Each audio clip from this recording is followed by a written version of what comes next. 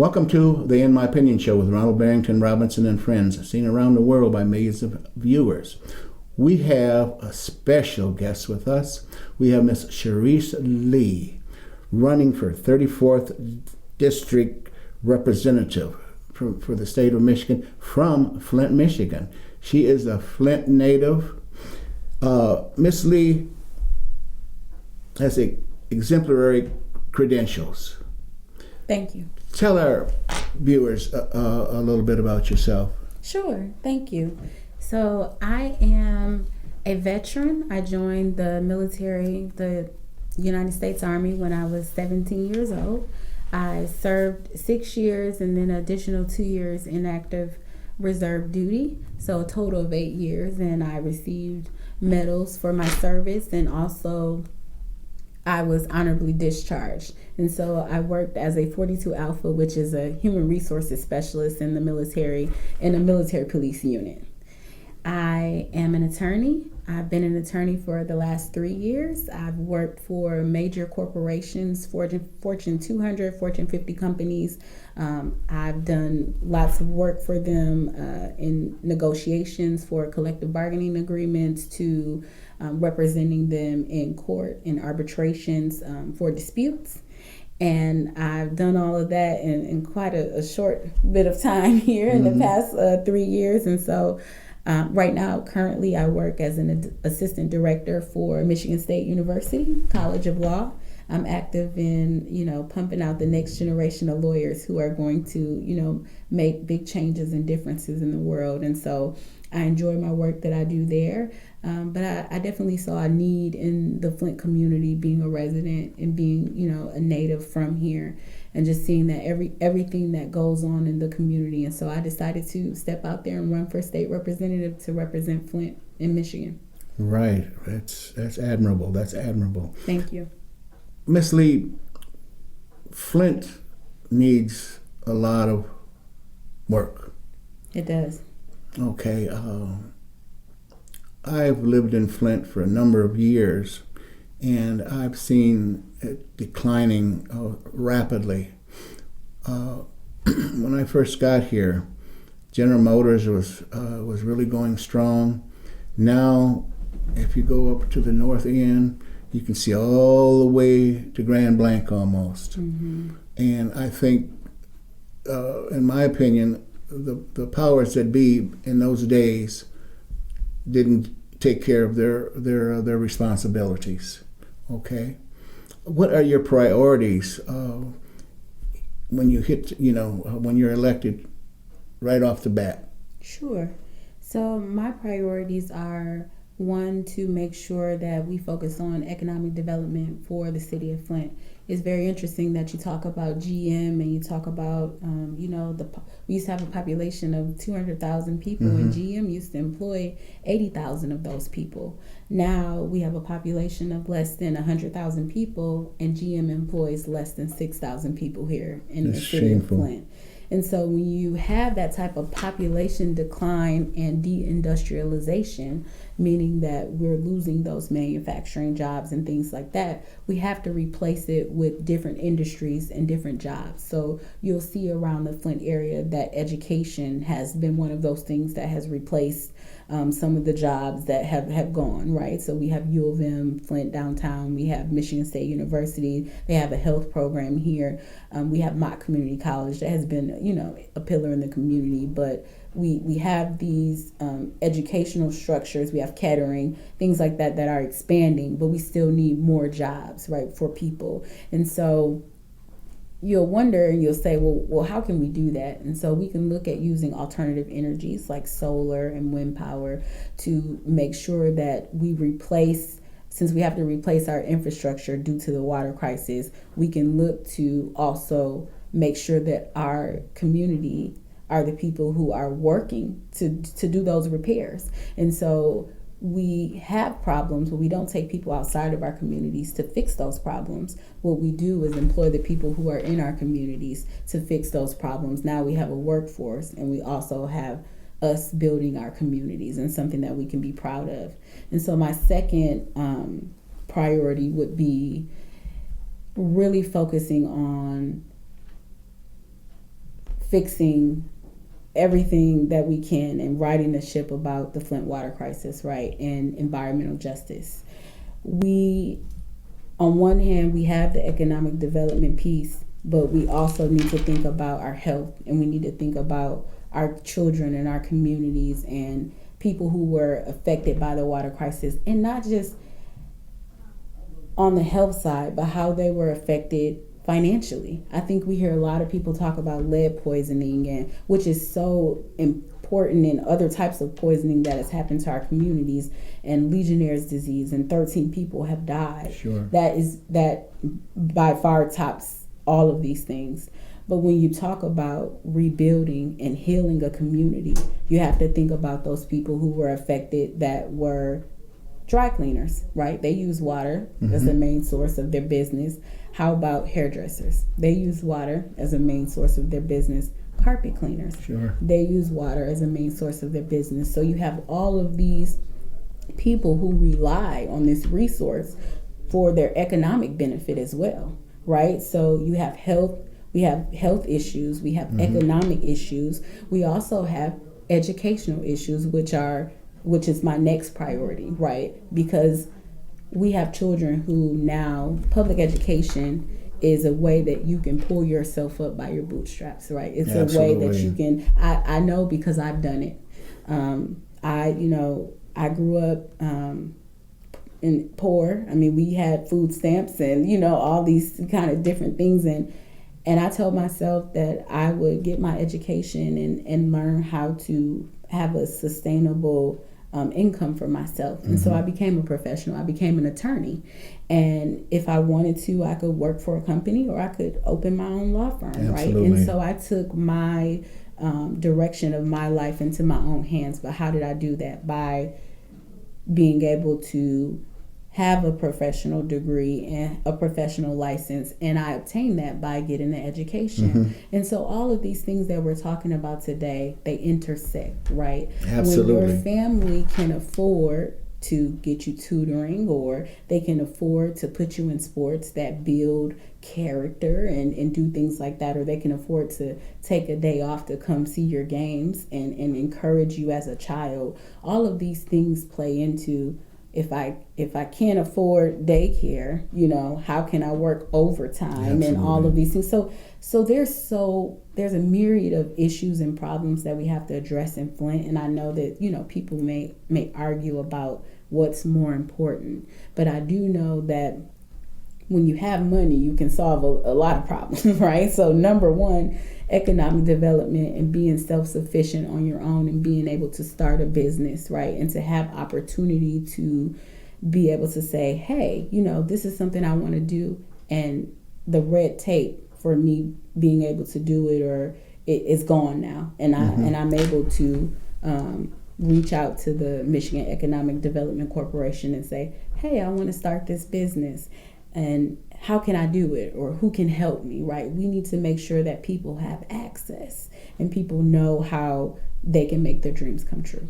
And Flint needs more people like you. No, thank you. Okay. I appreciate that. And with the number of colleges here in Flint, I don't understand why that they haven't adapted those ideas that you have, that you just spoke of. Okay. And it's a shameful waste of humanity, in my opinion. Okay, and I mean, I'm not knocking Flint, because Flint is, is my adopted issues. home. Yeah, but we still Okay. have issues that we need to address, right? And there's nothing wrong with speaking on the issues that Flint has and saying, hey, this is how we can be better. But we have to chart a plan to being better, and we have to be strategic about it. We can't just say, well, why won't somebody fix this? We have to come together as a community and say, these are the resources that we're going to allocate, and this is how we will do it, and this is how we will build by community and neighborhood by neighborhood. I know a lot of people are upset about feeling like there's only development in downtown and not in our neighborhoods, and we have to take our neighborhoods back and take control and say, hey, these are the things that we want to see. Just like, I'm not sure if you've heard, but the North Flint Food Market So they have decided we don't have a grocery store on the north side, and they've decided that we will invest as a community together $250 per person to bring a grocery store. I mean, something that you need in every community, right? Absolutely. And so I've given to that. I've invested in that, and I believe in it because it's us doing the groundwork and not waiting on someone else to do the work for us. Exactly, because any city that wants to progress needs more than dollar stores. That's okay, true. and these mom and pops stores, there's nothing wrong with, because they're business folks, but okay, they're sapping the dollars, from the poorest of the poor. Okay, with these enormous high prices that they charge the customers. But that's a great idea, in terms of developing, the north side and the east side needs a lot of attention. Exactly. All of it. I mean, even when you think about even College Cultural, I lived there for quite some time, so I grew up on the north side, and then we moved about junior high. No, actually not junior high, but high school. We moved to the College Cultural neighborhood over by Court Street and Mott Community College. And you can see the difference when we move there in the communities and the upkeep sometimes. And so what it is that we all have to care about our neighborhood no matter where we live. Exactly. Right? It's not just I care about my neighborhood because I take pride in it being one of the best neighborhoods. It's like no matter where I live in Flint, I care about the neighborhood that I'm living in, and I want to make sure that we're not littering and doing things like that to tear our neighborhoods down. And so it's very important, I think, that we invest in the generations that are coming up to say, hey, this is how Flint looks now, but you remember Flint differently than I do, right? I'm 30 years old, so the Flint I remember was on its way downhill when I was growing up, right? And that's what we were used to, hearing GM jobs are leaving, hearing that they're closing plants, right? So we have to learn how to connect with each other on different generational levels, because my generation heard, go to college, the shop won't be for you. You have to get a degree or you're going to be lost. Sure. Well, when you tell a generation of students that to get a degree and then you come out of school and you still only have an option for $10 to $12, you have to be underemployed to work in your city. That creates an issue with, now you have student loan debt, right? But you have a degree, but you're not getting paid the money that you thought you would get with that degree. And then you have a sector of people who worked in the shop that are now concerned about their pensions, right? And concerned about there are not enough people putting in, right, to be able to continue to pull out. And so there are all of these concerns where we should all be concerned about each generation. It's very interesting to me. I was speaking to someone and someone said, what are you going to do for young people? And we have to have a plan for each generation. We can't just only focus on young people. We have to be just as concerned about my grandmother's pension, because my grandmother's not about to go back to school and get a degree and go back to work. She's not going to do that. But I'm concerned about her because I want her to maintain her quality of life while she's here. And I don't want her to have to move to Florida where they're not, or to a state where they're not taxing pensions, and not to live out her years with my family. Absolutely. And so it's very important that we find a way to understand that all of these things affect us, however we want to look at it. We want young people to have jobs because you don't want them calling grandma and asking for money. You want them to be self-sufficient and have their own families. I can't tell you how many young people I know now that don't want to have families or have children because they're just feeling bogged down with debt and how they're going to be able to make more money or how they're going to retire. And that all affects the risks that people are willing to take if they're going to start a business or to do things like that. Absolutely. When you get into the State House, you're going to meet a lot of people, okay? Some are there just for the ride, But I know when you get there, it's going to be all about business. Okay, It is. and taking care of your, your responsibilities. Here in Flint, as well as I think you're a helpful person, and you'll help. Your some other elected officials up there with issues maybe that they have. You'll have that network. All right. You'll have Governor Whitmer. Yes. All right. I think I like her. I do like her. I know her personally. And I like her, but I want more movement, right? And I it's funny because I tend to think us as lawyers sometimes I call us overthinkers. We have to think about every possible situation before we make a move. Absolutely. But then we see people like President Trump, who oh my gosh, you're just on a whim. It's just there, and we're gonna do it, right? And so we have to find balance between that, right? We have to think about our actions and what we do, but we also need to learn how to take action, right? And to make those steps and course correct if we need to. Exactly, and tell the truth and have integrity, right? Okay, right. About yourself. So sounds good. Yeah. It sounds good, but and I know you'll be a great advocate for Flint. I mean, Flint's a nice city. All right, it's just that. It just seems like it can't catch a break. All right, if it's not the water crisis, it's it's the drug thing. Crisis. It's the health crisis. Okay, in addition to the poison water, and then just industry and the depopulation and industrialization and how we're doing work now. I mean, just think about, I have a friend who works for GM, and he told me that they were informed that there are going to be, some layoffs at Detroit Hamtramck, and also some layoffs coming they're going to look to retool and looking at doing some different, I think, possibly some type of electric cars and things like that. And so that will reduce the workforce even more in a sense of, how many people you need to do certain jobs. But that doesn't mean that, sometimes that makes us scared of innovation and scared to use certain, alternative energies or things because we're scared that, if we move to alternative energies like using solar and sun, that coal business or these things will fade away.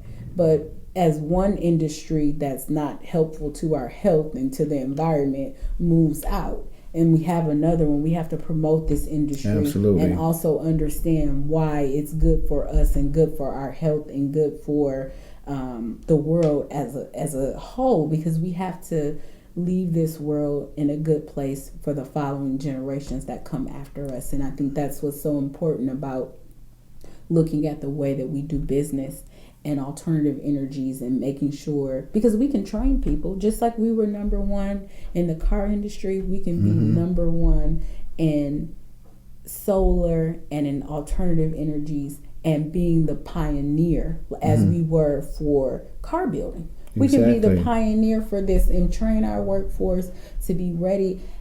In the last 2 months, I've seen a rollout of a solar roof on a car to run it. Also, I have solar lights around my home, right? So do I. So we know the power of it. How much money do you pay for that every day? You don't. No. You bought it. It attracts rays from the sun and it shines bright in the night. And so not only is that going to reduce consumer bills, it's going to reduce how much energy we're using, and it's going to make us more effective and more efficient. Exactly. And when we're replacing and rebuilding our infrastructure, we've got to do it with these new alternative energies, and we have to provide incentives to do so. And there are bills in the House right now that are there to provide incentives to commercial businesses and also residents for using solar. Exactly. So Michigan is already heading that way, and we need to train a workforce. We have so many people that are ready to work in Flint, ready to have good paying jobs, ready to work those hours and make Flint better, make the state of Michigan better, right? Exactly. And so I'm really looking for us to pioneer and be a leader. There are people who have been advocating for this, the Sierra Club, the Michigan Conservation League. We have got to listen to these people who are screaming and saying, because I would say maybe like, I think it was probably about 10 years ago, you start hearing about solar and alternative energies, and you're like, these people are crazy. We're not going to be able to harness energy from the sun and do all these things, but people are pulling water out of thin air. Sure. Yeah, have you seen those? It's called Soul Air. So what they're doing is they're taking solar and they're taking these moisture from the air to create purified, filtered water. I've heard of it. So I've seen it on TV. We've got to get on it, because Exactly. this will be, can you imagine a company that's pulling water and moisture from the air and selling purified bottled water? Bring that to Flint. People who need pure water. Exactly. Right? And jobs. All right. And, your ideas are great, especially I've had solar around my house for probably the last 10 years. Because, I got tired of paying them high...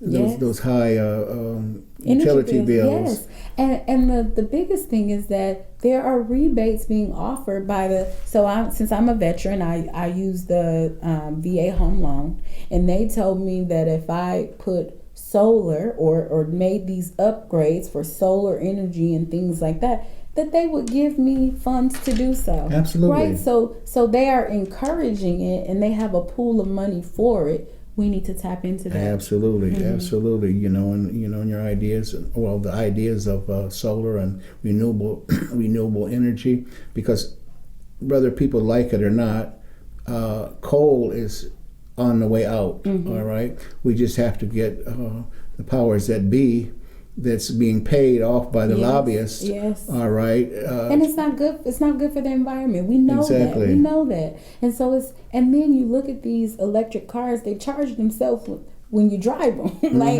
These things.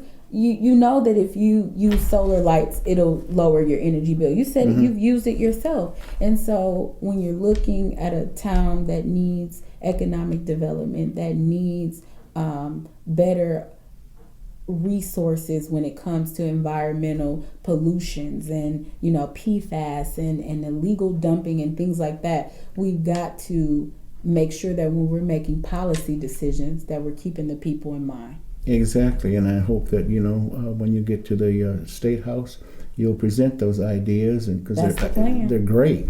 Thank you. Okay, and Flint will be much better off, and you'll have employment for literally thousands of our young people. Okay, and middle age and retirees. Anyone who wants to work. Exactly. And we have the space. We have the housing. We have it. We have this.